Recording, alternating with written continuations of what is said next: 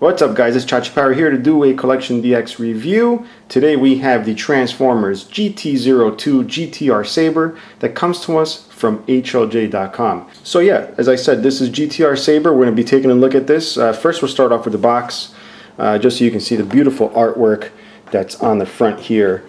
Alright, and you see the actual vehicle mode of Saber here. And this is the little GT sister, as it's called, or other people may know it as, you know, back in the day we referred to them as Umbrella Girls or Race Queens or whatever. I don't know. Anyway, in the side here is a couple of different pictures here. Here you are. She's labeled GT sister there, vehicle mode, weapon, face, turn it around back. Same thing. Photographs of the whole entire set and the GT sister here. And down here you actually have the real-life version of the Impol GTR from the Super GT series of races in Japan. And what's really cool, again, going back to me liking cars, is that I've always, for years, enjoyed the livery on the Calsonic GTR, the Impol one. So I was quite happy to receive the Calsonic Impol GTR. Now we're going to go ahead and open this up, guys, and then take a look at the vehicle mode, take a look at the GTR sister, and then check out robot mode. Alright, so here's the GTR Saber in vehicle mode, and right off the bat I have to say I'm ridiculously impressed. Having just really messed around with standard Transformers, it's really refreshing to see something so detailed coming from a manufacturer that normally just makes you know, toys. And on top of that, I do also collect the masterpieces, and I just have to say the detailing on these and just the way they look impresses me more than a masterpiece figure. Okay, number one, the heft, really nice because it's got die-cast. If you look underneath, you'll see the die-cast pieces, this red area here and this gray section here, which gives it a nice amount of heft. But besides that, check out the detail, guys. I mean, the tampo printing on this is amazing. All the sponsor logos, the paint is just incredible. You even get the little exhaust here on the side. Check out the Bridgestone Potenzas here. They're actual rubber. They are rubber. They're slicks, so there's no tread on them. All right, it's not a lack of detail. It's just how they are. All right, and you also get, if I believe these are Volk TE37s, if I'm not mistaken. It's been a while since I've been keeping up with the names of wheels and stuff, but these do look like TE37s. I do believe it does say Volk Racing on there. Now, for those of you that are big Transformers collectors, you may already know that this is a heavily retooled version of the Alternity Convoy. It's got different body panel designs, but this is done very accurately to the real-life Calsonic GTR. Here you'll see some texture on the wing to make it look like carbon fiber. All right. You even have the detailing of the body pins here. They're not actually molded in there. They're just painted. It's really just overall really nice. Very impressive. However, as impressive as it is, mine did come with a couple of touch-ups. I don't know if you're going to be able to see them, but you can kind of see that those little things here. It looks like they dabbed it with paint at the factory for whatever reason. They scratched it or whatever, which is another thing I do want to get into in transformation. You'll notice the little spoiler back here does have some chip paint.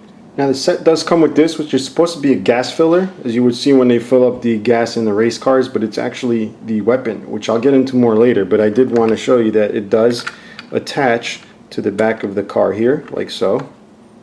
So that's a pretty cool thing. Now, one thing that I really went geeky for over this, being a car guy, is the fact that even though it transforms, and it does so in a very crazy fashion, it does have working doors, all right?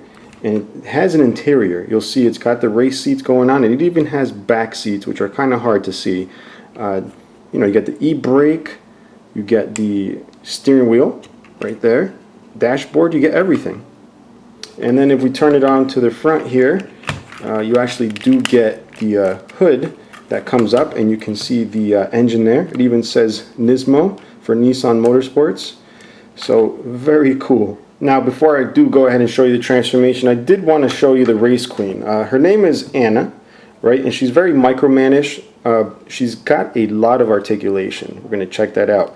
She's got the head right here. You got the shoulder. Check out the shoulder here. There's actually a socket which allows it to move this way, and then of course you get your standard movement.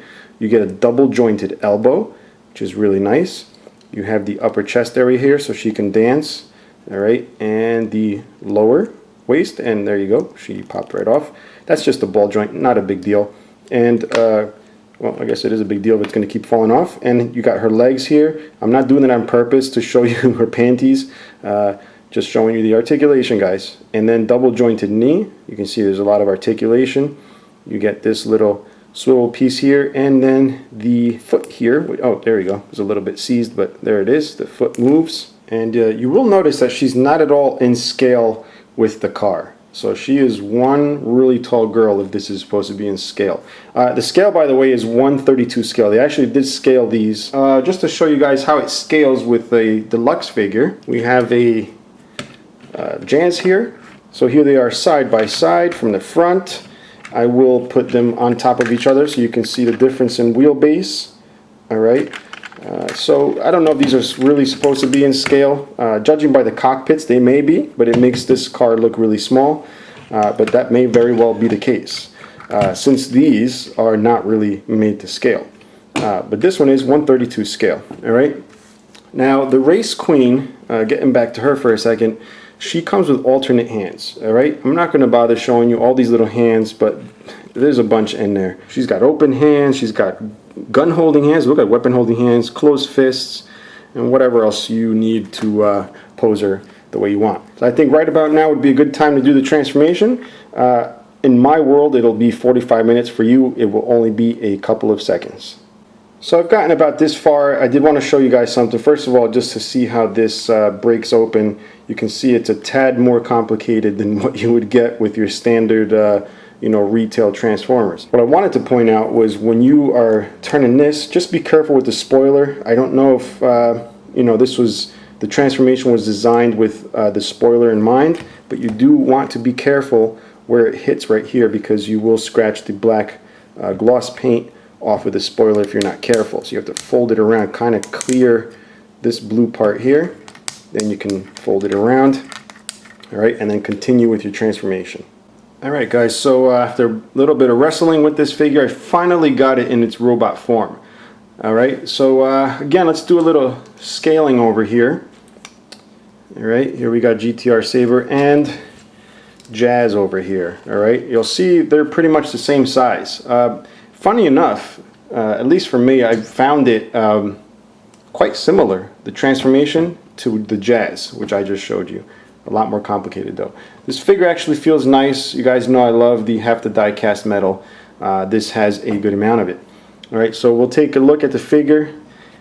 Turn this around so you guys can see what it looks like all around. Alright, it does have the gigantic backpack here. It does have weird looking legs on the side here. The spoilers are in here, so you kind of can't really close the legs too much because you just bang them together. And he would just look weird anyway. Kind of looks cool with the the stance position here. The head is really cool, actually. It's got a nice little clear visor going over the forehead. You got a nice face sculpt going on. The rest right here, the engine bay, is the red here, which is die cast, which gives it a good amount of heft. All this area here is die cast also. Now articulation, you did see a little bit of the head. A decent amount, nothing crazy. You got the shoulders here, which come out, and it's kind of hard to explain the way this whole mechanism is.